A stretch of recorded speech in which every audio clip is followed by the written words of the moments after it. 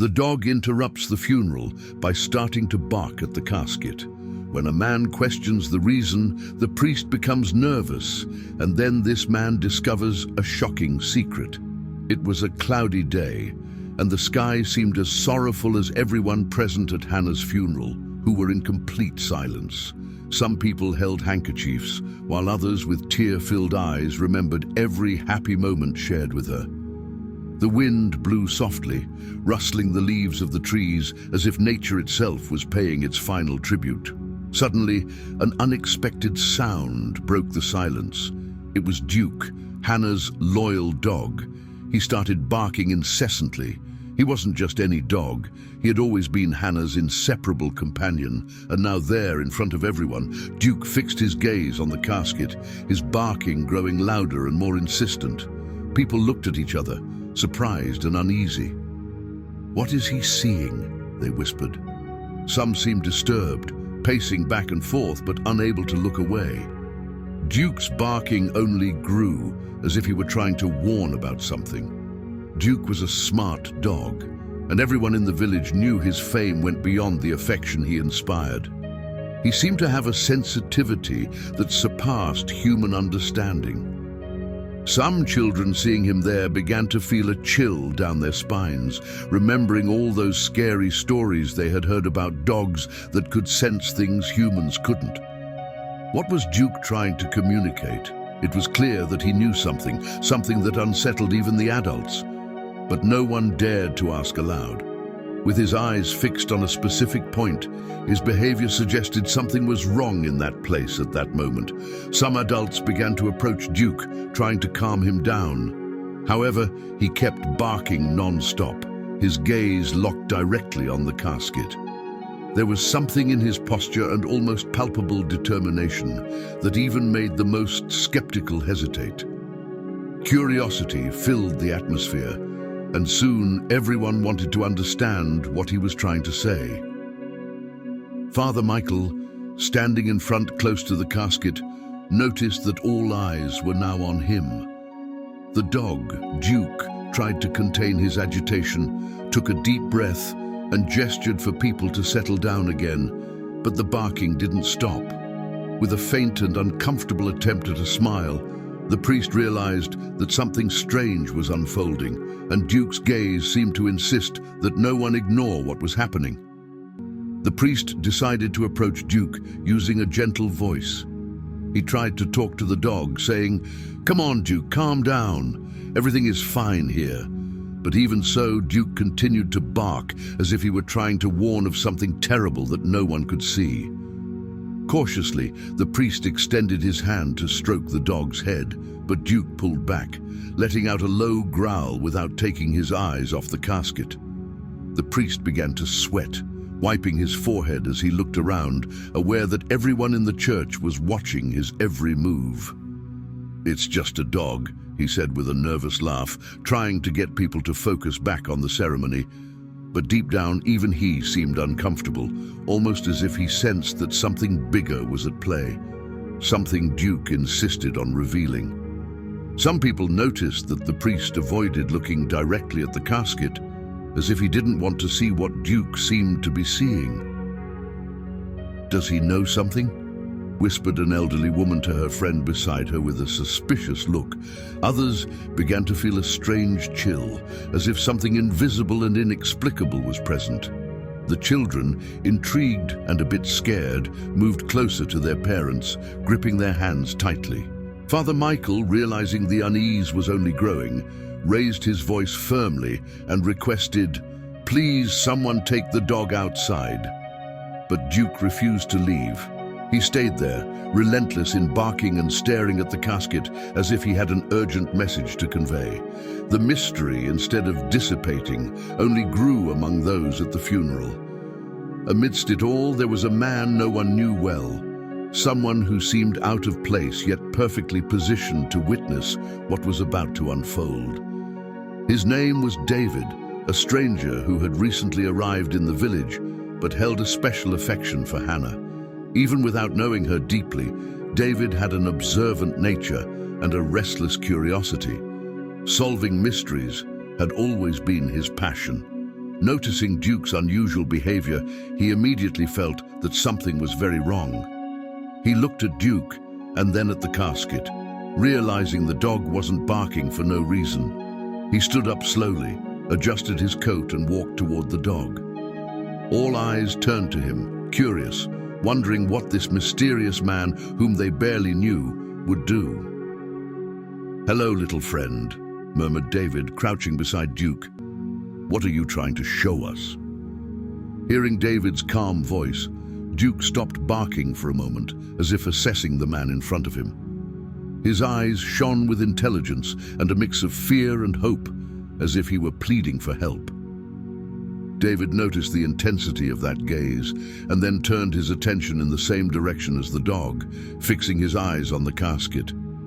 A chill ran down his spine, as if something was pushing him to uncover what was really happening there. The people in the church began to whisper, confused and intrigued. "Leave the dog alone," said one of the men, attempting to interrupt the moment. But David just shook his head, replying, "I think Duke is trying to tell us something." He continued to stare intently at the casket and added, "Maybe we should listen." Without further hesitation, David moved even closer to Duke and said in a low tone, "Come on, boy. Show me what's bothering you."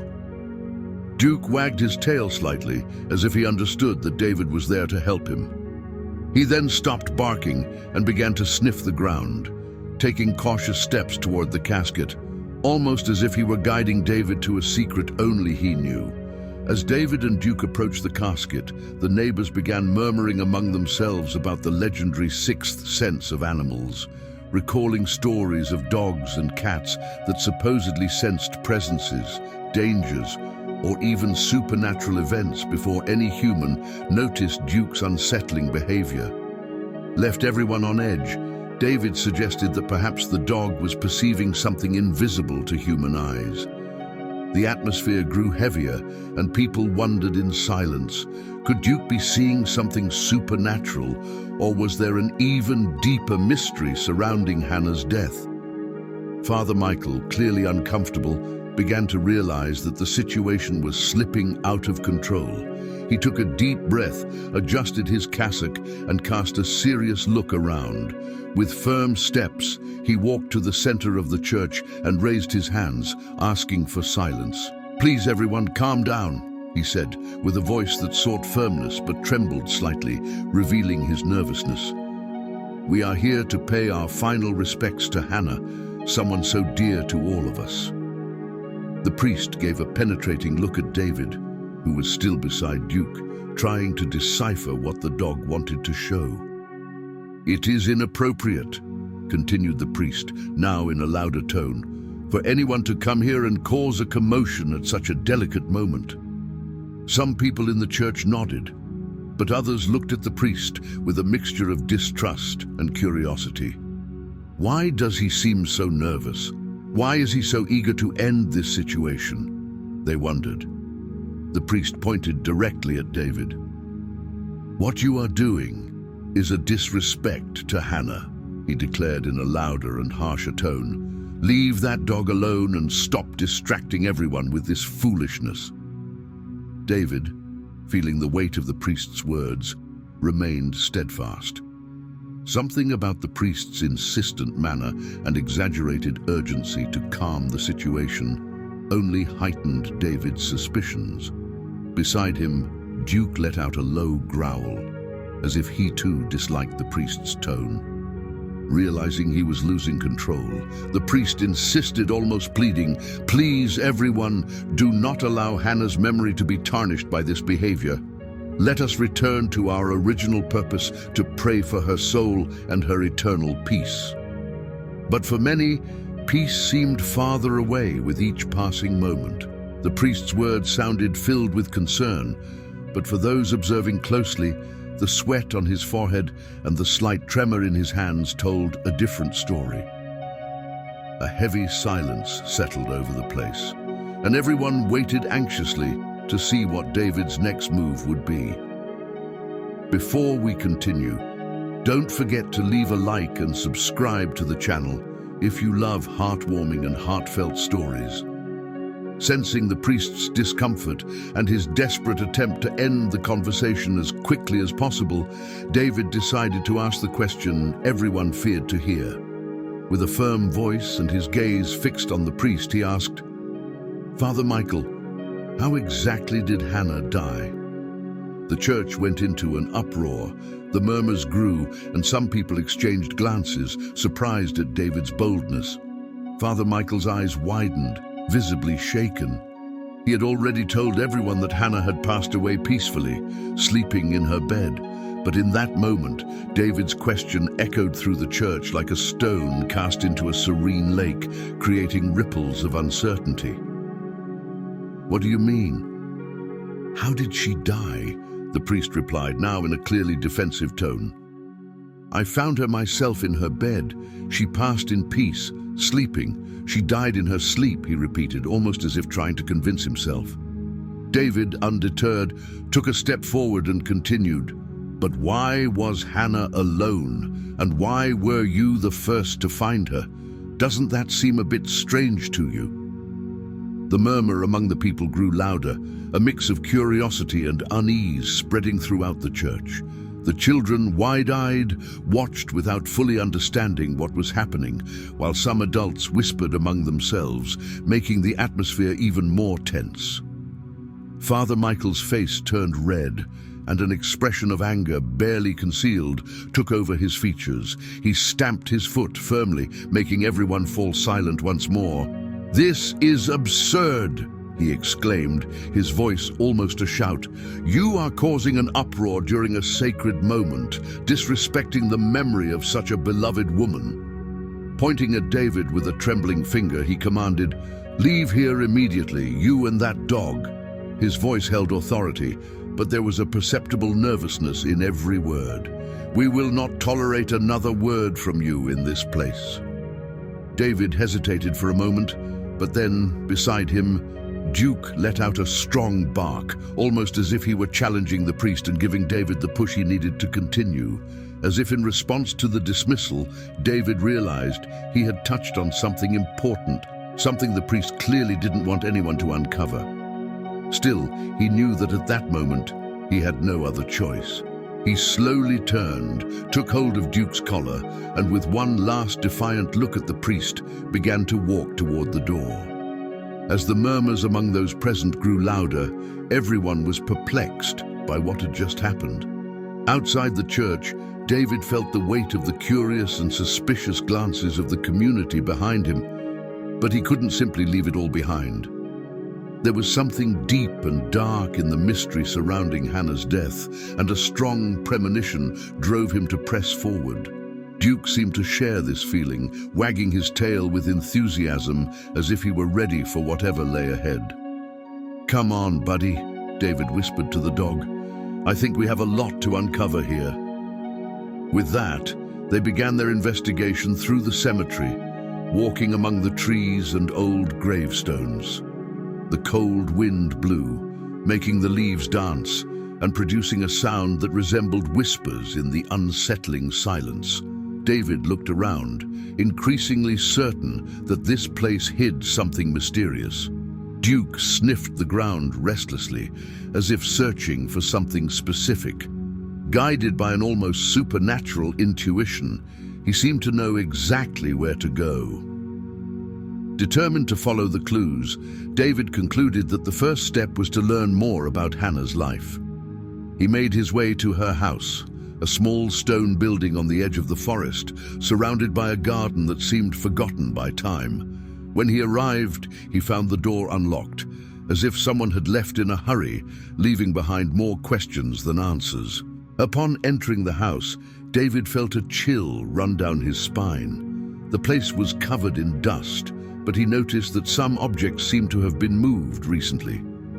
With Duke sniffing beside him, David began to explore every corner, opening drawers and rummaging through papers and documents. It was then that he found a small wooden box on an old table. Inside, there were letters and photographs, all yellowed with age. As he read the letters, he realized that Hannah had kept many secrets. The texts mentioned secret meetings and conversations she had with people from outside the village. But it was when he found one specific letter that his heart raced. Handwritten by Hannah, the letter mentioned Father Michael, revealing that she had discovered very serious things about him. David exchanged a glance with Duke, who seemed restless, as if sensing they were getting close to something important. Continuing his search, David found a small key taped to the back of one of the frames on the wall. "What does this key open?" he murmured to himself. Duke let out a short bark, as if encouraging David to keep going. Next to the key was a photograph. In it, Hannah stood beside Father Michael with the church in the background. What caught David's attention most, however, was a detail at the bottom of the image, a small metal box, identical to the one Hannah had described in her letters, mentioning that the priest hid money. "We're on the right track," Duke said, David petting the dog. "If Hannah was trying to tell us something about the priest, maybe this key is the answer we need." David felt a wave of determination. With the small key in hand and Duke by his side, he knew the truth was closer than ever. Now, he needed to discover what the priest was hiding, and for that, he would have to search every corner of the village. And what about you? Do you think David is doing the right thing? If you were in his place, what would you do? Leave your comment with your opinion, and don't miss the end of this story, which promises to surprise. With the key in hand, David felt closer than ever to unraveling the mystery. Together with Duke, he decided to return to the village center where they could continue their investigation. The town seemed calm, but David sensed that something dark was hidden behind that tranquility. He needed to understand the secrets Hannah had kept and what exactly she knew about Father Michael. With this in mind, David went to the town library, an old place filled with shelves of dusty books and ancient documents. He began to search for anything that might link Hannah and Father Michael to something out of the ordinary. After some time searching, he found an old photo album of the town. Flipping through the pages, David saw photos of community events, religious festivals, and finally, a series of photos of Hannah. One of them immediately caught his attention. It was an image of Hannah beside Father Michael, but what stood out most was the expression on her face, a look of unease, almost as if she knew something that deeply frightened her. That's when David noticed a detail that almost went unnoticed on the edges of the photo. A small metal box, the same one he'd seen in the photograph found at Hannah's house. Driven by curiosity, David returned to her house, determined to follow the clues to the end. Back at the house, he continued his search for more evidence. Behind an old curtain, he found a hidden cabinet. Inside, he discovered Hannah's diary. The pages were filled with notes that seemed incredibly important. David began to read quickly, with Duke by his side, as if the dog could also feel the tension building in the air. The notes revealed something dark. Hannah had uncovered a network of corruption within the church itself. She mentioned that Father Michael was embezzling money from the congregation for a sinister purpose, secretly accumulating large amounts. David read each line with a racing heart, absorbing every word.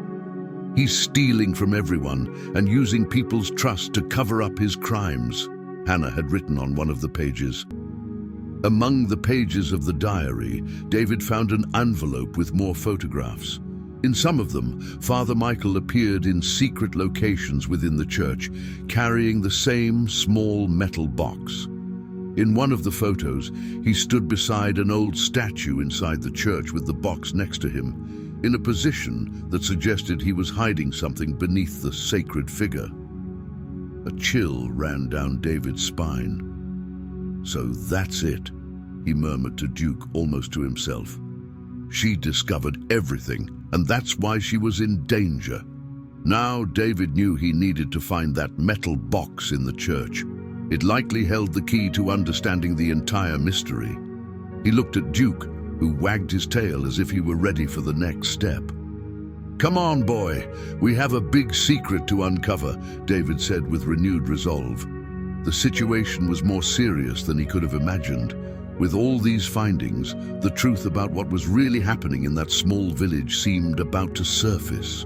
Holding Hannah's diary in his hands, David felt the weight of each word, each revelation, as if he were carrying a burden that could only be lifted by discovering the truth.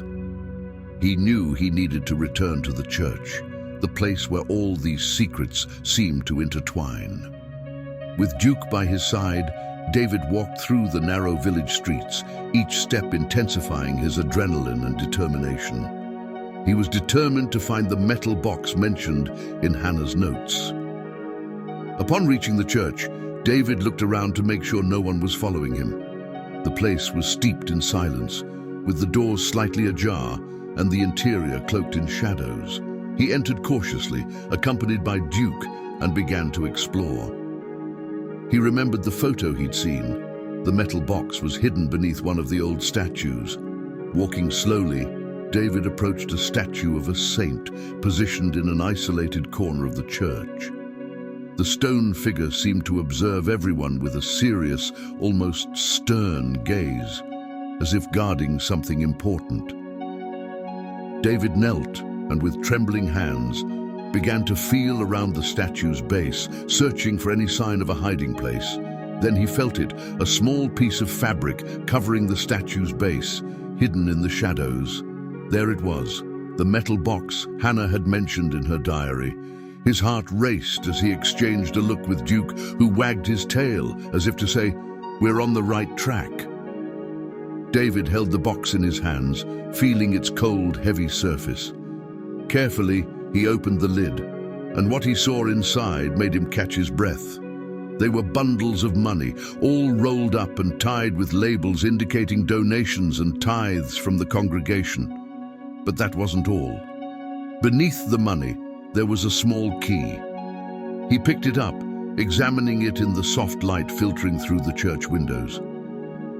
"A key," David murmured thoughtfully. "But what does it open?" That's when he noticed a yellowed piece of paper folded and hidden beneath the money. Carefully, he removed it and unfolded it. It was a map, and in the center, a location was marked with a red circle.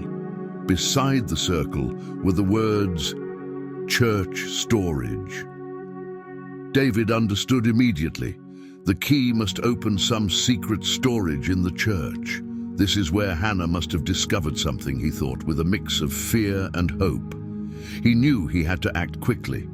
With the key held firmly in his hand, he looked at Duke and said, "Let's go, boy.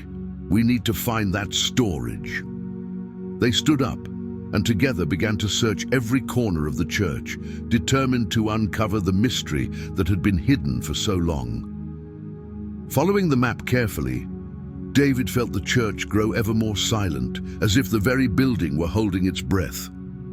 With the key and map firmly in his hands, he and Duke made their way to the spot indicated on the paper. The map led them to a small door, hidden behind the altar, a door that few people even knew existed. A chill ran through David as he approached. The air felt colder, laden with a dark presence, as if something sinister were kept in that place. He inserted the key into the lock, took a deep breath and turned it. The door creaked open, revealing a narrow staircase leading down into a dark basement. With a flashlight flickering in his hand, David began to descend the steps, and Duke followed closely, his ears attuned to any strange sounds. At the bottom of the stairs, they found a damp, shadowy corridor. At the end of the corridor, a faint light flickered, casting uneven shadows on the stone walls. Then David heard a sound, the clink of chains. "Hannah," he called in a whisper, but all he heard was the echo of his own voice reverberating in the emptiness. As he entered the room, lit only by a single bulb hanging from the ceiling, he saw her, Hannah, chained to a chair, pale but alive. "Hannah!" David exclaimed, relieved. She, in a weak voice, replied with a sigh of relief, "David, But before he could reach her, he heard heavy footsteps behind him. Turning, he found Father Michael holding a wooden plank firmly, his eyes blazing with fury. "You shouldn't be here!" the priest shouted, his voice distorted by rage. "I told you you would never find Hannah." David barely had time to react before the priest lunged at him, trying to strike him with the plank. He managed to dodge, but the blow grazed him, causing him to lose his balance and fall to the floor. Trying to defend himself, he raised his hands, his mind racing with one question: how could a priest do something like this? It was inconceivable. David had never imagined that Father Michael, someone who was supposed to embody peace and goodness, could be so violent. Seeing him on the ground, the priest prepared to strike again. But Duke, without hesitation, let out a fierce bark and lunged at the priest, sinking his teeth into his leg with all his might. The priest's scream of pain echoed through the basement walls. He tried to shake Duke off, but the dog wouldn't let go, determined to protect his friend. In desperation, the priest dropped the plank and began to try to escape, limping and calling for help. David quickly got to his feet, his heart pounding, and ran after him. "He can't get away," he thought, knowing the truth needed to come to light. With Duke still on Father Michael's heels, they reached the street, where the noise of the commotion was already drawing residents out of their homes. People watched, shocked, seeing Father Michael, a man who was supposed to be respected and honored, caught in a desperate struggle with David while Duke kept him under control. Taking advantage of the moment, David raised his voice and shouted, "Stop! Everyone needs to hear what really happened. Everyone needs to know the truth." With the priest struggling to break free, David quickly explained what he had uncovered. The box with the stolen money, Hannah's kidnapping, and Father Michael's hidden crimes. Shock spread across the faces of the villagers who could barely believe what they were hearing. Desperate, Father Michael tried to run, but Duke held him firmly in place until some village men approached to help restrain him. With the priest finally contained, David knew it was time to present the evidence. He led the group back to the church and, with still trembling hands, opened the metal box before everyone. The villagers' eyes widened at the sight of the embezzled money and the map to the secret storage where the priest hid his illicit activity. There were no doubts left. The truth had at last been revealed. David then led everyone to the storage room where Hannah, still frightened, awaited her release. The relief on her face was evident, and Duke, sensing his mission was complete, wagged his tail happily. With Father Michael immobilized and the evidence of his crimes in plain view, it seemed the mystery had finally been solved. The entire village was in shock, stunned by the revelations. But David knew that Father Michael was not someone who would surrender easily. As the villagers discussed what to do next, the priest, in an act of desperation, seized a moment of distraction. With an expression of deep hatred, he managed to break free from those holding him in a swift and desperate move.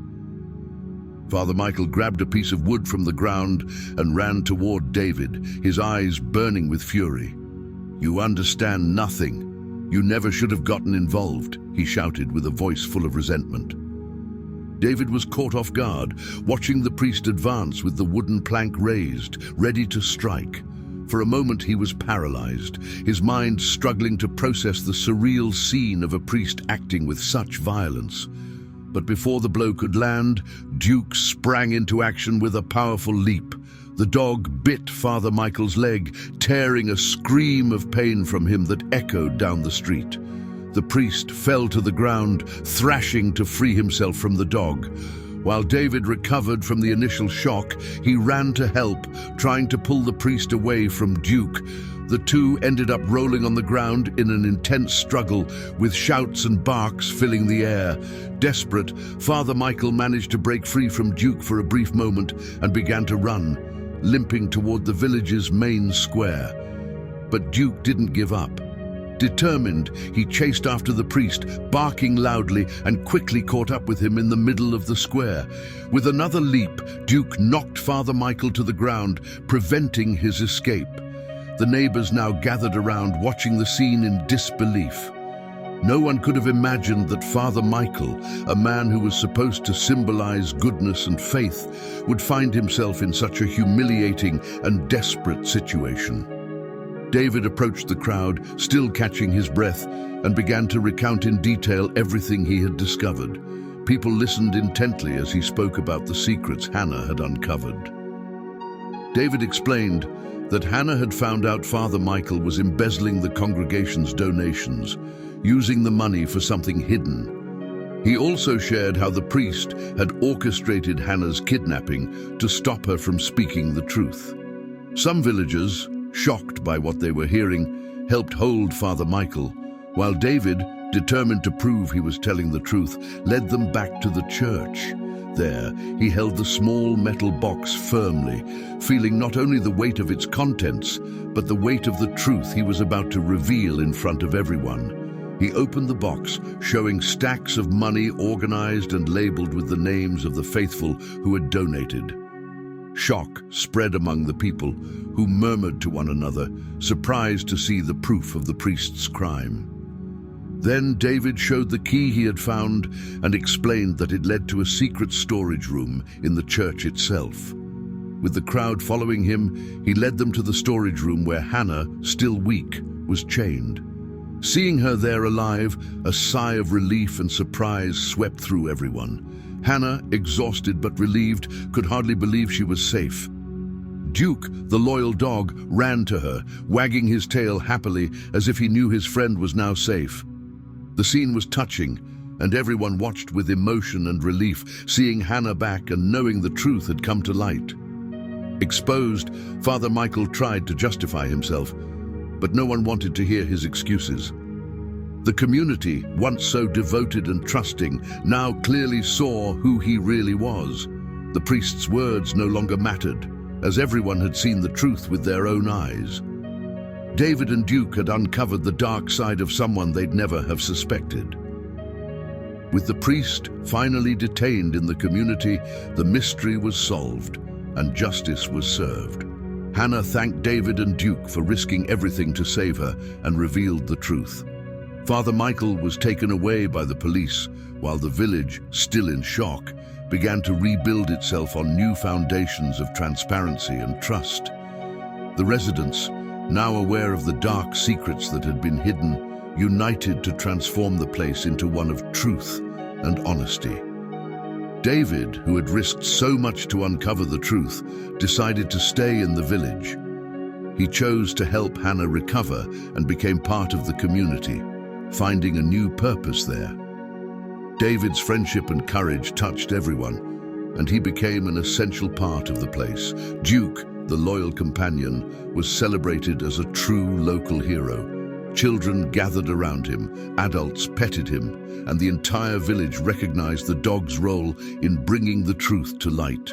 United by sacrifice and bravery, the villagers found a new beginning with a renewed spirit and a commitment to truth that would strengthen them in the future.